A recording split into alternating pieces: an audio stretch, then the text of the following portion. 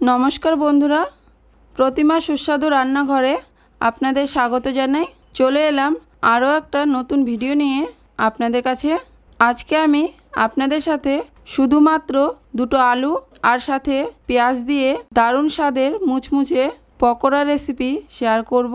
পুরো ভিডিওটিতে পাশে থাকার অনুরোধ রইল। এখানে আমি নিয়েছি আলু আর সাথে নিয়েছি পেঁয়াজ। এই দুটো আলু আর পেঁয়াজ দিয়ে অনেকগুলো পকোড়া তৈরি হয়ে যায়। তো আমি সবার প্রথমে আলু কেটে নিচ্ছি, বটিতেই কেটে নেব। আলু এইভাবে ঝুরি করে কেটে নিচ্ছি, ঠিক যেইভাবে আলু ভাজা করে সেইভাবেই কেটে নিয়েছি ঝুরি করে। পেঁয়াজগুলো একইভাবে ঝুরি করে কেটে নিচ্ছি।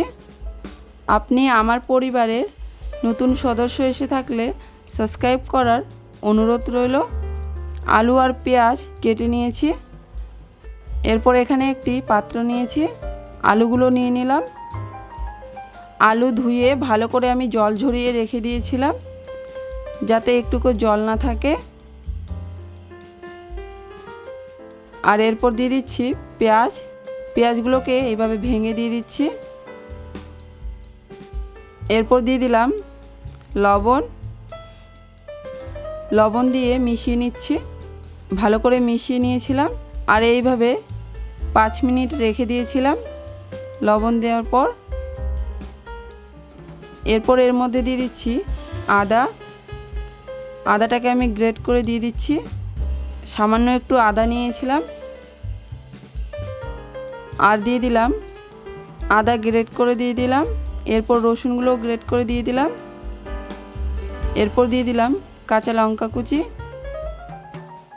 এরপর দিয়ে দিলাম বেসন, হাফ বাটির একটু বেশি নিয়েছিলাম বেসন। দিয়ে দিলাম চালের গুঁড়ো, 4 চামচ চালের গুঁড়ো দিয়ে দিলাম। এরপর দিয়ে দিলাম 1 চামচ কর্নফ্লাওয়ার। দিয়ে দিলাম হাফ চামচ জিরা গুঁড়ো, হাফ চামচ ধনিয়া গুঁড়ো। দিয়ে দিলাম জোয়ান। এরপর দিয়ে দিলাম গরম মশলা গুঁড়ো। এরপর দিয়ে দিলাম আবারও পরিমাণ মতো লবণ। দিয়ে দিলাম হলুদ গুঁড়ো। আগে আলু আর পেঁয়াজে লবণ মেখে রেখেছিলাম, তাই লবণটা এখানে বুঝে দিতে হবে। তেলে ভেজে নিয়েছিলাম শুকনো লঙ্কা লাল করে। এরপর হাত দিয়ে এইভাবে ভেঙে দিয়ে দিচ্ছি। এরপর দিয়ে দিচ্ছি ধনেপাতা কুচি। দিয়ে সমস্ত কিছু ভালো করে মেখে নেব।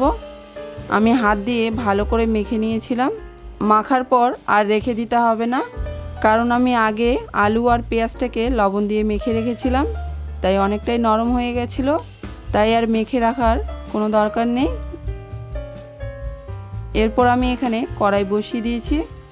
কড়াইতে দিয়ে দিলাম তেল আমি ভালো করে গরম করে নিয়েছিলাম। গরম করে নেওয়ার পর গ্যাসের ফ্লেমটা লো রেখেছি। এরপর একটা একটা করে পকোড়াগুলো দিয়ে দিব তেলে। একটা একটা করে তেলে এইভাবে ছেড়ে দিব, অল্প অল্প করে নিয়ে।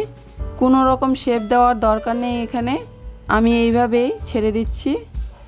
এইভাবে ছেড়ে দিলে পকোড়াগুলো দেখতেও ভালো হয় আর খেতেও ভালো হয়, অনেকটাই মুচমুচে হবে তৈরি। কিছুক্ষণ পর পকোড়াগুলো নাড়াচাড়া করে নিলাম। গ্যাসের ফ্লেমটা কিছুক্ষণ লো রেখেছিলাম, এরপর হাই রেখেছি। গ্যাসের ফ্লেম হাই রেখে এইভাবে ভেজে নিব নাড়াচাড়া করে।